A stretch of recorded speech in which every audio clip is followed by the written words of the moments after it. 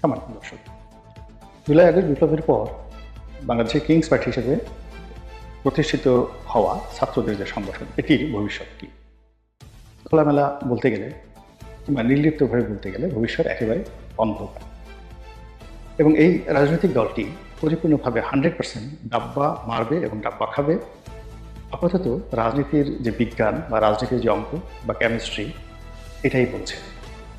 আমার তরুণ যারা বন্ধু, তারা হয়তো রাগ করতে পারেন, অভিমান করতে পারেন। এই প্রথম আমি তাদেরকে নিয়ে কোনো কথা বলছি। আমি অন্তরের অন্তঃস্থল থেকে তাদের যে ত্যাগ, আত্মত্যাগ, জুলাই আগস্ট বিপ্লবে তাদের যে ঝুঁকি নেওয়া, এটাকে শ্রদ্ধার সঙ্গে স্মরণ করছি।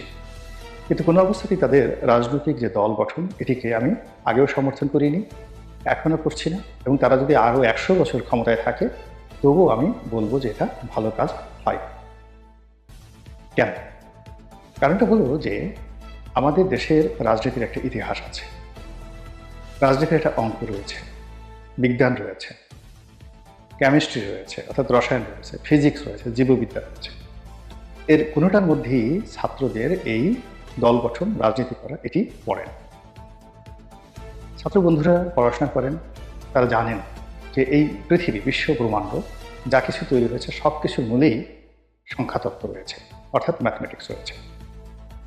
তারপর সেই ম্যাথমেটিক্সের ভিত্তিতে, সংখ্যার ভিত্তিতে এটি গঠন হয়, গঠন প্রণালী রয়েছে, যেটিকে ফিজিক্স বলতে পারে, আবয়ব, স্ট্রাকচার। এরপর সেখানে একটা প্রাণ সঞ্চার, সেই প্রাণটাকে আপনি ইলেকট্রিসিটি বলতে পারেন, রসায়ন বলতে পারেন, বা কেমিস্ট্রি বলতে পারেন। তো এই ফিজিক্স, কেমিস্ট্রি এবং ম্যাথমেটিক্সের কোনো টার্মের মধ্যেই ছাত্রদের এই রাজনীতি পড়ে না। দ্বিতীয়ত হলো, আমাদের দেশে রাজনীতি যেভাবে প্রতিষ্ঠিত হয়েছে অতীতকালে, অতীতকালে মানে জেনাতেন অতীতকালে, একেবারে ধরুন গোপালের আমল, যখন বাংলাদেশে শশাঙ্কের রাজত্বের পরে 100 বছর বাংলাদেশে কোনো রাজনীতি ছিল না, যে সময়টিকে বলা হয় মৎস্যান্যায়। এবং যে সময়টিতে বড় মাছ ছোট মাছকে খেয়ে ফেলতো, এই দেশে কোনো রাজা ছিল না, মারামারি, হানাহানি, কাটাকাটি বলতে, সিভিল ওয়ার বলতে যা বোঝায়, ওটা ছিল। এবং সেটা কোন সময়টাতে ছিল? আরবে যখন আইএমএ জাহিলিয়াত শেষ হলো, অর্থাৎ আল্লাহ রাসূলের যাকে বলা হয় জমানা শুরু হলো, এবং খোলাফায়ে রাশিদিনের শাসন ব্যবস্থা যখন আরবে শুরু হলো, ঠিক সেই সময়টাতে বাংলাদেশে এই মাৎস্যান্যায় বা আইএমএ জাহিলিয়াত শুরু হয়ে গেল। আরও অবাক করার ঘটনা হলো, আল্লাহ রাসূলের নবুয়ত লাভের পূর্বে, অর্থাৎ 610 খ্রিস্টাব্দে তিনি নবুয়ত লাভ করেছিলেন। এই নবুয়ত লাভের পূর্বে যে জমানাটাকে আইএমএ জাহিলিয়াত বলা হয়, ঠিক সেই আইএমএ জাহিলিয়াতের সেই জমানাতে বাংলাদেশ ছিল one of the greatest and finest country around the world. ওই সময়টিতে বাংলা, বিহার, উড়িষ্যার, উত্তর ভারত, উজ্জয়িনী, এই বিশাল এলাকা জুড়ে যে রাজারা রাজত্ব করতেন, তাদের মধ্যে শশাঙ্ক অন্যতম, হর্ষবর্ধন ছিলেন, রাজ্যবর্ধন ছিলেন। তো তারা মিলে যে শাসন ব্যবস্থা এখানে চালু করেছিলেন, এটি ছিল সারা দুনিয়াতে সবচেয়ে শ্রেষ্ঠতর শাসন ব্যবস্থা। সেই রকম একটা শ্রেষ্ঠতর শাসন ব্যবস্থার একেবারে ভূমিধস পতন হয়ে আমরা কি করে আইএমএ জাহিলিয়াতের চাইতেও খারাপ জায়গাতে চলে গেলাম? অর্থাৎ 100 বছর আমরা রাজ্যহীন, রাষ্ট্রহীন, রাজাহীন, রাজনীতিহীন, অসভ্য একটি সমাজের মধ্যে কেন পড়লাম? আজকের তরুণ সম্প্রদায় এই সমীকরণটা যতক্ষণ পর্যন্ত অনুধাবন না করতে পারবেন, ততক্ষণ পর্যন্ত তারা আমার এই বক্তব্যের গুরুত্ব বুঝতে পারবেন না। তো যেটা বলছিলাম, যে রাজনৈতিক দল করার সেই আমল থেকে, অর্থাৎ সেই 100 বছর আইএমএ জাহিলিয়াতের পর, যখন এদেশের জনগণ, অভিজাত বর্গ একজন রাজা নির্বাচন করেন গণতান্ত্রিকভাবে, তিনি হলেন গোপাল। এবং সেই গোপালের বংশ, পাল বংশ, প্রায় 400 বছর এই বাংলা, বিহার, উড়িষ্যার সহ উত্তর ভারতের বিরাট অংশ, মেদিনীপুর, পশ্চিমবঙ্গ শাসন করেছেন। অর্থাৎ ভারতের অর্ধেকটা অংশ তারা শাসন করেছেন। তো কিভাবে সেই শাসন হলো, কিভাবে নিয়ন্ত্রণ হলো, এটাও ছাত্রদেরকে জানতে হবে। তো সেই যে নেতা নির্বাচন হয়েছে, সেই নেতা নির্বাচন কিন্তু রাজতন্ত্রের যুগেও ছিল, এমনকি মুঘল জমানাতে ছিল।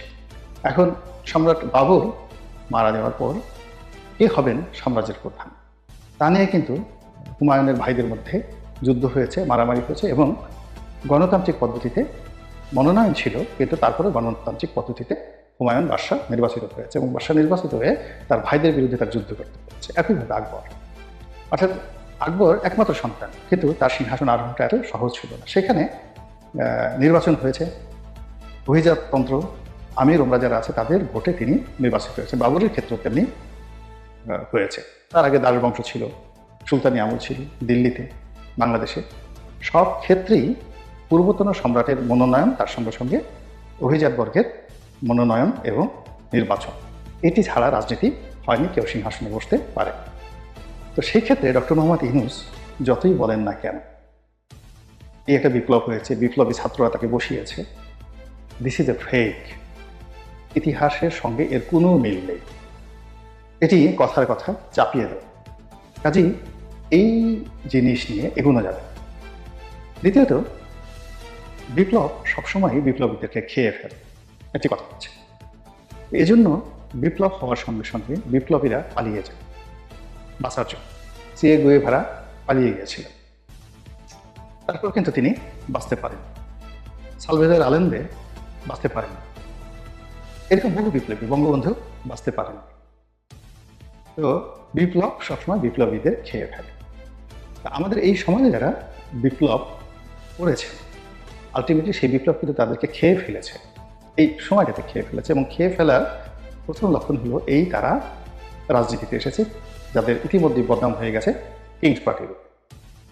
এখন একটা কিংস পার্টি হয়েছে আর একটা কিংস পার্টি।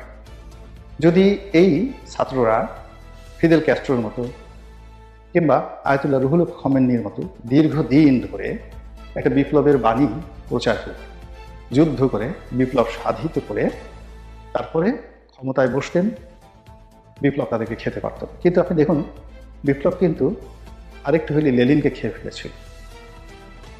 বিপ্লব কিন্তু ট্রটস্কিকে, বিপ্লবের সবচেয়ে গুরুত্বপূর্ণ ব্যক্তি ছিল, রুশ বিপ্লবের গুরুত্বপূর্ণ ব্যক্তি ছিল ট্রটস্কি, অর্থাৎ সেই ট্রটস্কিকে বিপ্লব কিন্তু খেয়ে ফেলেছে, সম্পূর্ণ খেয়ে ফেলেছে। চীনা বিপ্লবে চিয়াং কাইশেকে খেয়ে ফেলেছে। Chiang Kai-shek was the grand leader, তাকে কিন্তু চীনা বিপ্লব খেয়ে ফেলেছে। চোয়েন লাইকে খেয়ে ফেলেছে, দেং জিয়াওপিংকে খেয়ে ফেলেছে, কোনো মতে তাকে বাঁচানো হয়েছে। This the history. এরপরে ইন্দোনেশিয়ায় জেনারেল সুকর্ণকে বিপ্লব খেয়ে ফেলেছে। মায়ানমারে বিপ্লব অং সান সু চির বাবা, তাকে কিন্তু খেয়ে ফেলেছে। ভারতেও একই অবস্থা, মহাত্মা গান্ধীকে বিপ্লব খেয়ে ফেলেছে। তো কাজে এই যে বিপ্লবীরা বুঝতে হবে যে বিপ্লব কি করে বিপ্লবীদের খেয়ে ফেলে, কেন খেয়ে ফেলে। তো এখন এই যে তারা যে একটি রাজনৈতিক দল করেছে, এটি হলো তাদের এই বিপ্লব যে তাদেরকে খেয়ে ফেলেছে তার প্রথম নমুনা, প্রথম সিমটম। দ্বিতীয়ত, এই কাজটি তারা নিজস্ব শক্তিতে করেননি, নিজস্ব বুদ্ধিতে করেননি, নিজেদের হাঁটুর জোরে, শক্তির জোরে তারা করেননি। এর পেছনে অনেকের বুদ্ধি, অনেকের মেধা, অনেকের টাকা, অনেকের চক্রান্ত, অনেকের আশ্বাস, অনেকের বিশ্বাস, অনেকের প্রশ্বাস, অনেকের নিঃশ্বাস জড়িত। এবং যারা পিছন থেকে এই কাজগুলো করছে তারা বেশিরভাগই অসৎ, বেশিরভাগই চরিত্রহীন, বেশিরভাগই ব্যক্তিগত জীবনে ব্যর্থ। এবং তারা তাদের সেই ব্যর্থতার সমস্ত জিনিসগুলো এই বিপ্লবীদের মাথায় দিয়ে তারা কাঠল ভাঙার চেষ্টা করছে। ফলে এই যে তাদের উদ্যোগ, এই উদ্যোগ এগোবে না, কোনো অবস্থাতে এগোবে। আর এটা এই ছাত্র যারা নেতৃবৃন্দ রয়েছেন, যারা দল গঠন করেছেন, তারা যত সহজে বুঝতে পারবেন ততই তাদের লাভ। আমি তাদের একটা ইফতার পার্টি দেখলাম এবং তাদের যে অভিষেক অনুষ্ঠান, তাদের যে আত্মপ্রকাশ হলো সে অনুষ্ঠান দেখলাম। নাহিদের বাবা যেভাবে ভুঁড়ি দুলিয়ে বল নিয়ে সেই অনুষ্ঠান স্থলে আসছিলেন, ওটা দেখে আমার মাথা খারাপ হয়ে গেছে। নাহিদের বাবা সম্পর্কে অনেক বদনাম ছড়িয়ে পড়েছে, আমি বিশ্বাস করি। কিন্তু ওই প্রথম আমি তার ছবি দেখলাম, তার ভুঁড়ি দেখলাম, তার শরীর দেখলাম, তার হাঁটা দেখলাম এবং তার পাশে লোকজন দেখলাম। দেখে আমি এখন তামার পাতে লিখে দিতে পারি যে নাহিদের আব্বার সম্পর্কে যে দুর্নাম উঠেছে, বদনাম উঠেছে, তার বেশিরভাগ সত্য। এতে কোনো সন্দেহ, তার ফিজিক্যাল অ্যাটিটিউড এবং তার যে অঙ্গভঙ্গি, এটা দেখে স্পষ্টতেই বোঝা যায় যে গত 7-8-9 মাসে তারা কি করেছে। এখন এই যে ছাত্র নেতৃবৃন্দদের সাথে কথা বলতে গেলে অনেকে মেজাজ হারিয়ে ফেলছেন। এক মেয়ে তাদেরকে গালি দিচ্ছেন, টেলিভিশনের উপস্থাপিকা। আপনি বোঝার চেষ্টা, ক্ষোভ সেখানে কোন পর্যায়ে। খালিদ মহিউদ্দিনের মতো ভদ্র মানুষ কীভাবে উপস্থাপনা করতে গিয়ে তাদের সাথে আচরণ করছেন, বিরক্তি, রাগ হলে পারলে তো গালে দুটো থাপ্পড় বসাই দিতেন, প্রশ্ন নয় যেন একাকার থাপ্পড়। এর থেকে বুঝতে হবে যে বিপ্লব কোন পর্যায়ে আসছে এবং বিপ্লব কিভাবে দাবা উঠছে। তরুণ বন্ধুদেরকে আল্লাহ হেদায়েত দান করুন, আর আরও সতর্ক হন, আরও সুন্দরভাবে জীবন পরিচালনা করুন, এই দোয়া করছি। আসসালামু আলাইকুম ওয়া রাহমাতুল্লাহি ওয়া বারাকাতুহু।